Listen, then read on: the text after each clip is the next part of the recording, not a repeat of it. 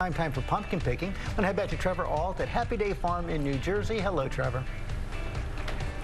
Hey, good morning again, George. It is a wonderful morning here at Happy Day Farm, and they got a great yield of pumpkins here in New Jersey, and especially at Happy Day Farm. You can see them all laid out here. There are thousands that you could choose from, and this area, especially New Jersey, has had great weather leading up to this Halloween and fall stretch. That's had a great pumpkin yield. Pumpkins are a little bit different from a lot of crops. They respond well when it is dry and when it is a little bit warmer. That's been the case here. It's been the case in some parts of the Midwest, Indiana, Illinois, Texas also. Great yields if you're in those areas. A lot of pumpkins to choose from.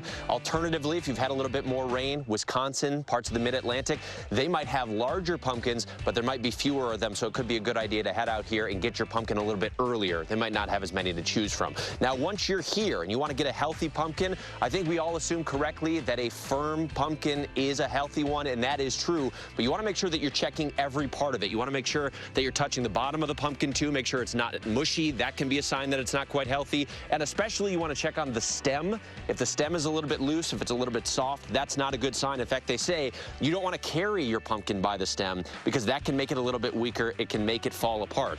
Having said all that, if you're planning on carving your pumpkin, a thinner skin pumpkin is going to be a lot easier, and the easiest way to check that is to just give it a good knock. You want a hollow pumpkin, think the head of a scarecrow, less inside. It'll be easier to carve through, George.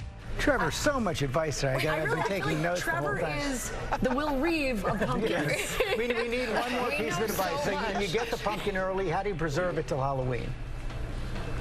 Yes, I know you have your notebook out for all these notes, George. The easiest way, when you get it, take it home, give it a little bit of a bath. Wash soap and water because you get all the dirt off. You can even get a little bit of mold that maybe you couldn't see eliminated from the pumpkin. It'll live a little bit longer than that. And then the placement of it is also a factor. You want to get it on display, but you want to make sure that it is in a cool, dry place that's shaded. Critical. Any heat, any direct sunlight, that's going to make it, yes, it's critical.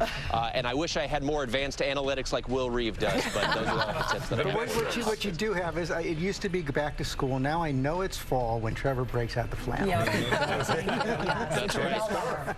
Yes. Yep. Thank you. Thank you, Trevor.